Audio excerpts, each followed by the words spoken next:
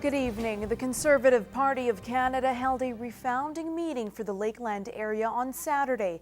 After a review of the districts in the area, Lloydminster will now become part of a new electoral district. Basically, it goes from Athabasca to Lloydminster, just outside of Bonnyville to just outside of Vegreville. The changes made to the boundaries will see some areas disappear and become part of the new region. This is according to the returning officer, who was there to help Conservative supporters select a board for the new association.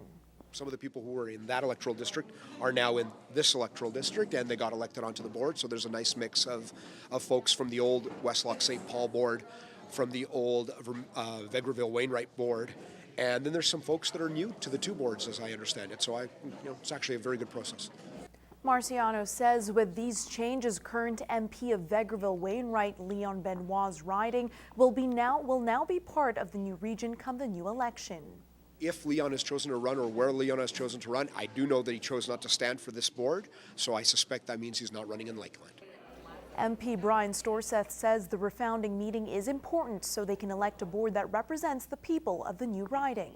Making sure we have great people like this come out and we get a person in each different community so the members of Parliament know what's going on in each one of those communities. 27-year-old Tyler Poirier is a Conservative supporter and believes it is important for people his age to represent at these sort of events. If we're not doing it, it's just going to really, take away from the grassroots of the parties and the supporters, right? So it's inevitable, but I think it's even more important being younger, getting more involved earlier, and I guess learning from the people that have been doing that for 30, 40 years. It's the first program of its kind in Canada where young people have the opportunity to learn various trades, life skills, and more at a non-profit organization. The Battle River Ranch Camp is now in its second year of training students, and it's not only a chance to give them a better life, but to support the community as well. The ladder back in the room, then that's good. You learn how to take care and how to load ladders, how to move ladders without. This unfinished basement is the training ground for the 3 students who are currently at the Battle River Ranch Camp. Harold Steffen, director of the camp, says the 5-month program has been a success for many of the past students who are now working in a number of different trades. So the ranch is here to find out what you're good at, get you plugged in. We've got companies that'll, if you've done the 5-month program out here, they'll pull you in, they'll get you registered, apprenticing, and put you through your apprenticeship at a very good wage and get you moving on with your life. Chuck Cleveland has been here for 2.5 months and has already learned all trades from plumbing, electrical to mechanics. You kind of gravitate to certain things and people don't even know if they're good at, like they might come in here thinking they're good at, say, plumbing, and they find they're really good at carpentry, or they're good at carpentry and find they're really good at plumbing, and they have the opportunity to learn those things. And I would just encourage people to come out and see if, hey, there's something out here that you can be offered anything here and learn anything you really need to learn. And for Hayden Nickerson, his future goal is to build houses. Yeah, when I came here, my main focus was to be a power lineman and just learn everything so I could have all the skills I needed to just know what I needed to know, and then eventually go into being a power lineman. But my heart has changed and I want to be a plumber now, so I'm really focused on getting to know what all this stuff is all about. It's evident Harold is passionate about the camp and is paying it forward.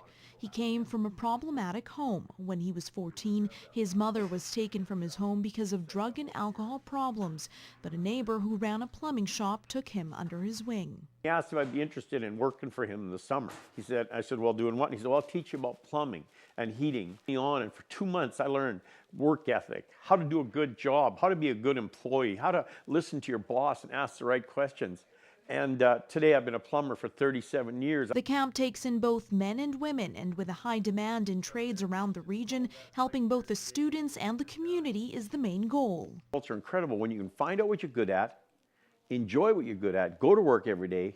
The productivity's way up, everything's a lot different. Employers are a lot more happy. Although the organization is still in its early stages, Harold hopes to have summer camps focused on trades available to kids of all ages. Now, for more information on the Battle River Ranch Camp, visit crossmanministries.com.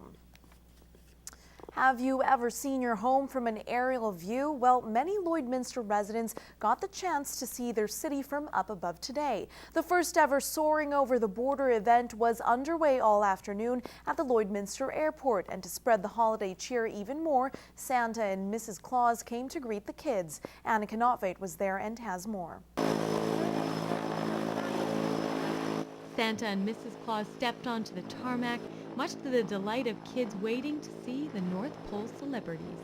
Is this the real Santa Claus here today? Probably.